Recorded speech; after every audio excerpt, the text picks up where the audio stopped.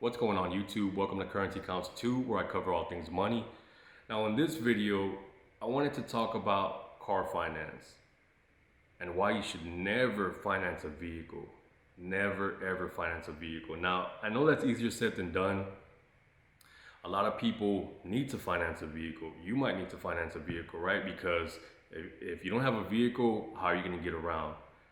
But the thing about financing cars is, no matter how you look at it, it's a trap. And I'm going to explain why it's a trap.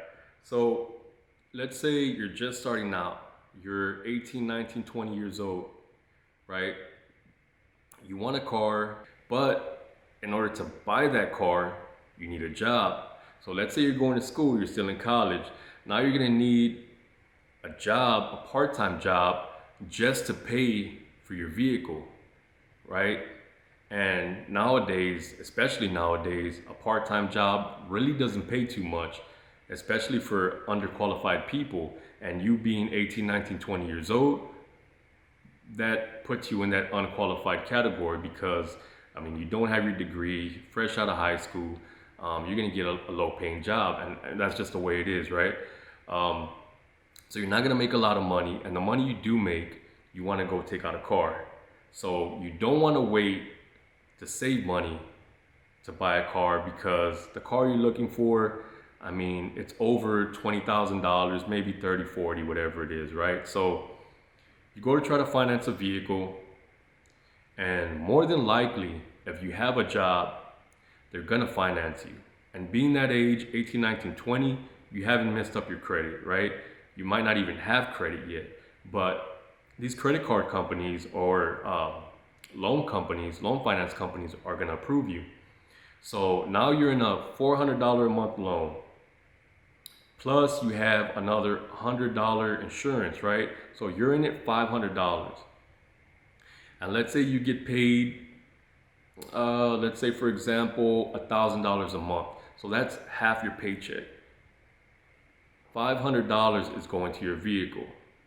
So now a few years go by, right? You might have graduated college already. So you graduated college, and now you want to upgrade your vehicle. You want something a little bit nicer, something a little bit flashier.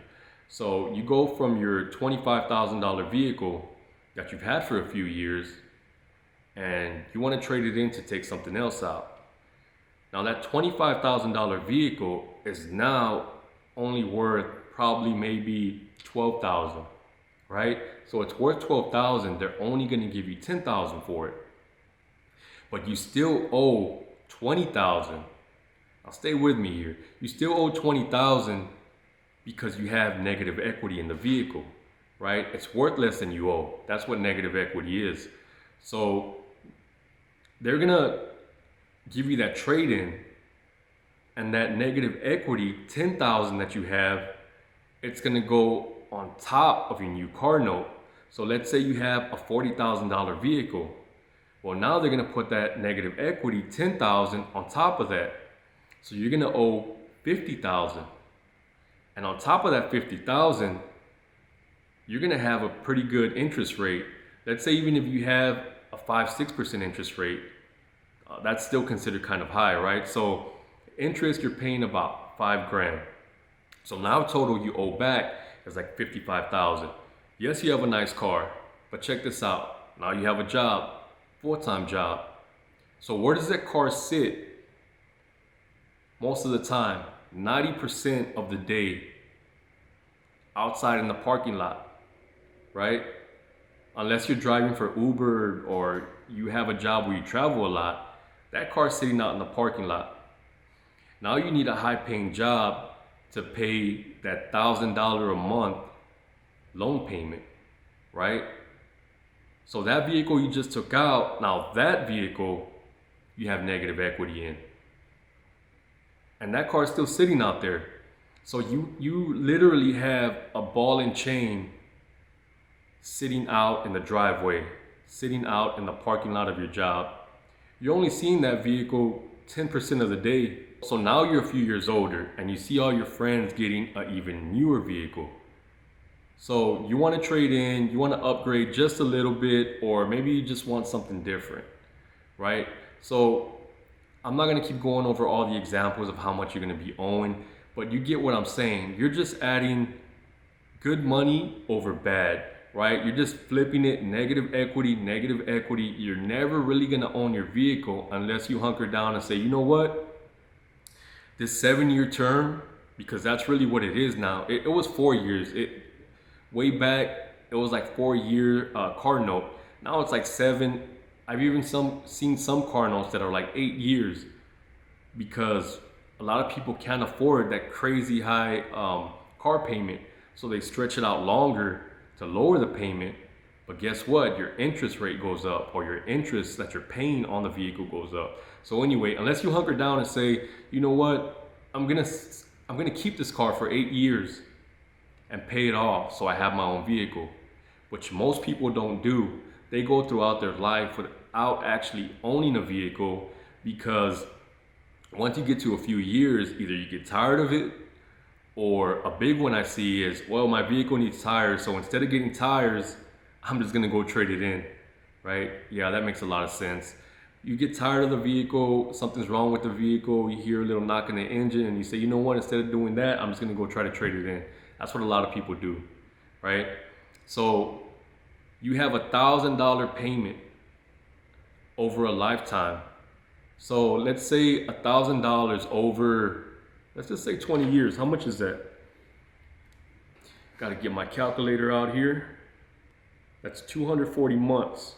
So 240 times 1,000. That's $240,000. Can you believe that? $240,000 that you paid towards vehicles that you'd probably never own, right? Now that's crazy. That's why I say financing a vehicle is a trap, and it'll always keep you broke, because think about it. $12,000 in a year. What could you do with that money? In a few years, you can start your own business. You put that money aside, start your own business. You can use that money to invest. You can go on a nice vacation, or you can use that money even just go out to eat every day if you wanted to, right? Tell me if you've heard this one. And this one's hilarious. Your loan officer or the auto finance person is trying to pressure you into a loan, right? And you might tell them, nah, I can't afford it, or I'm really not sure. And they say, okay, well, you go out to eat every day? And you say, well, not every day, but yeah, a few times a week, I'll go out to eat.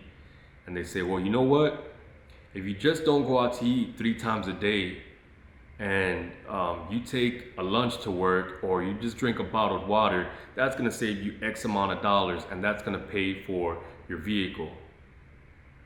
So me personally, I'd rather go out to eat than have a ball and chain sitting out there in the driveway, right? But that's just me. But anyway, there's just so much you can do with that money that you're not doing with it, because it's going into that ball and chain.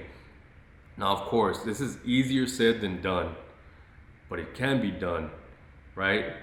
Save money, save 4, 5, 6 G's, and you can buy a pretty decent car.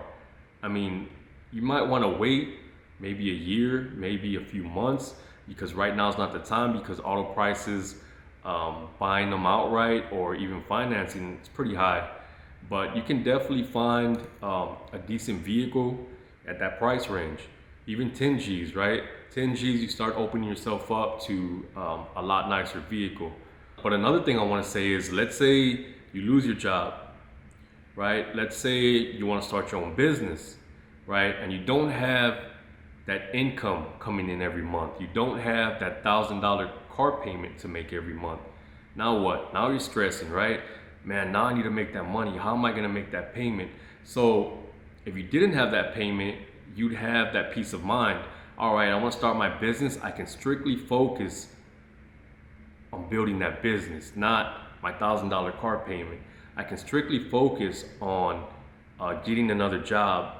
I'm not worrying about that $1,000 car payment and making rash decisions.